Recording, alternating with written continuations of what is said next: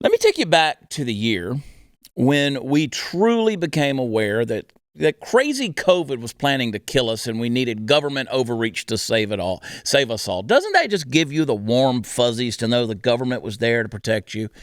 The year was 2020. Oh, yeah, 2020. I remember it. Before the mandates and lockdowns and the quarantines, before we all unleashed our inner alcoholic, back when our biggest problem was a toilet paper shortage, back before masked Nazi Karens started crazed zombie stalking the unsuspecting among us that loved unfettered oxygen, back when the Tiger King was cussing that bitch Carol Baskin and trying to lure another toothless meth head into his lair, when the Orange Man was bad, Little Rocket Man was kept in line, and that scumbag Anthony Fauci was not yet a household name.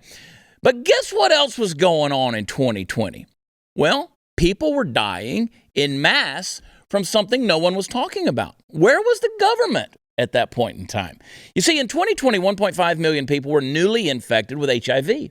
Nearly 700,000 people died from AIDS in 2020, which when added to the 36 million people who have died since the start of the AIDS epidemic makes one wonder why nobody ever talks about curbing the behavior that causes AIDS in the first place. Things that make you go, Hey, did you know that in 2020, 2.8 million people died from obesity?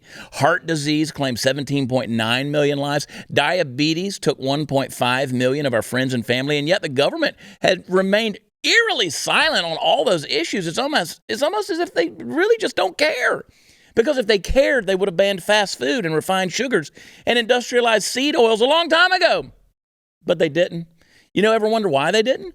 I'll tell you if you'll listen. I want you to put your ear real close to the speaker or just get real close to the screen. You want to know why the government, that all-knowing, ever-loving, overreaching, sweet, sweet government, doesn't do anything about those issues?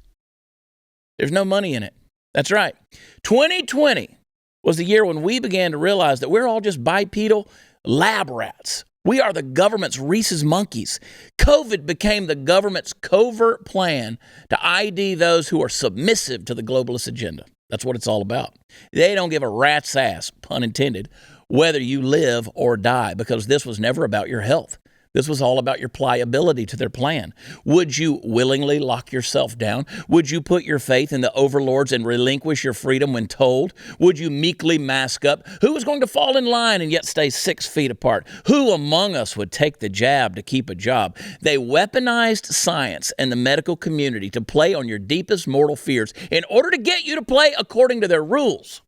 How would parents respond when the government abused their children in the name of safety and turned school boards and teachers into Gestapos?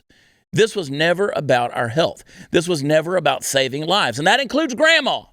No, this was one big sociological and psychological experiment. They saw an opportunity, and they exposed us for exactly what we are.